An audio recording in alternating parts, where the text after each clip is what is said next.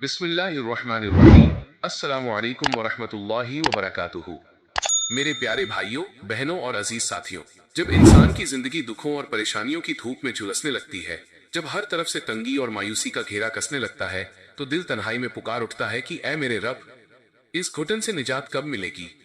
मेरे अजीजों, घबराइए मत। जब अर्श वाला अपने बंदे की आहाजारी सुन लेता है और उसके लिए तन्हाली का दौर खत्म करके सुकून कल्ब अता करने वाला होता है, तो उसकी जिंदगी में 7 बेहद नायाब और रूहानी इशारे जाहिर फरमाता है। आज का हमारा मुकद्दस उन्वान आपके थके हुए वजूद को उम्मीद और यकीन का नया नूर बख्शेगा। 7 इशारे तुम्हारी जिंदगी में राहत का दरवाजा खुलने वाला है। ये पैगाम आपकी रूह को एक नया दिलासा और अटूट हौसला देगा। इन रूहानी इशारों को बहुत गौर और दिल के अकीदे के साथ आखिर तक सुनिएगा, ताकि आपकी हर बेचैनी हमेशा के लिए दूर हो सके।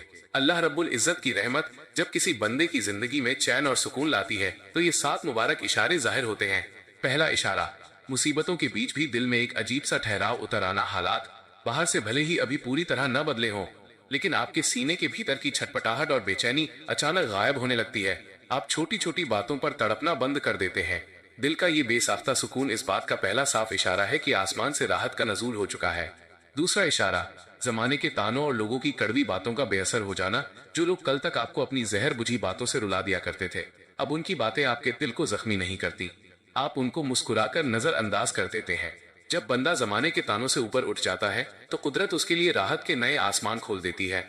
तीसरा इशारा, अपने दुखों का रोना रोने के बजाय खामोश शुक्रगुजारी में ढल जाना। आपकी जुबान से हर गिला शिकवा मिट जाता है।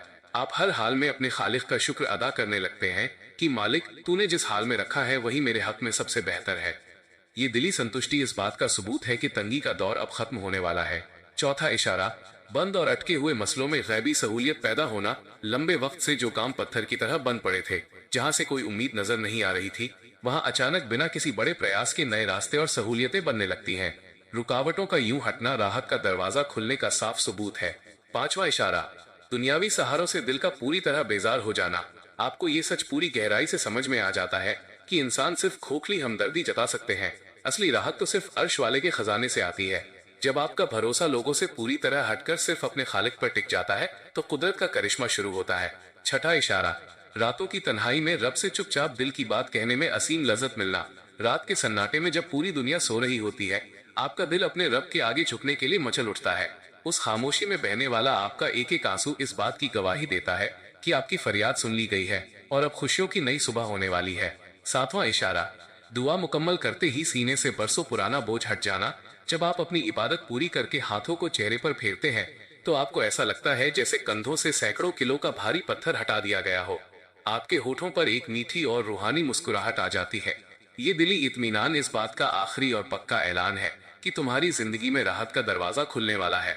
एक खास और नया रूहानी संदेश। मेरे प्यारे साथियों, इस मुबारक बात को अपने दिल की गहराइयों में उतार लीजिए।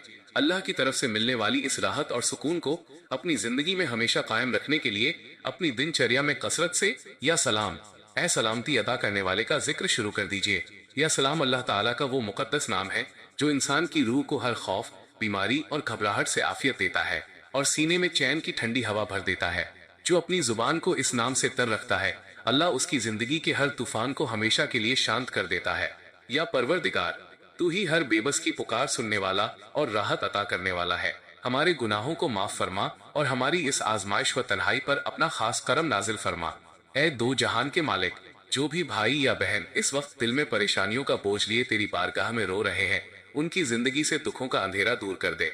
उनके लिए राहत और आफियत के बंद दरवाजों को खोल दे और हमारी हर जायज तमन्ना को अपनी बारगाह में कबूल फरमा ले।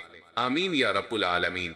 मेरे प्यारे दोस्तों, अगर इस नए रूहानी पैगाम से आपके उदास दिल को जरा भी हौसला और सुकून मिला हो, तो कमेंट बॉक्स में पूरे खुलूस और अकीदे के साथ आमीन जरूर लिखें।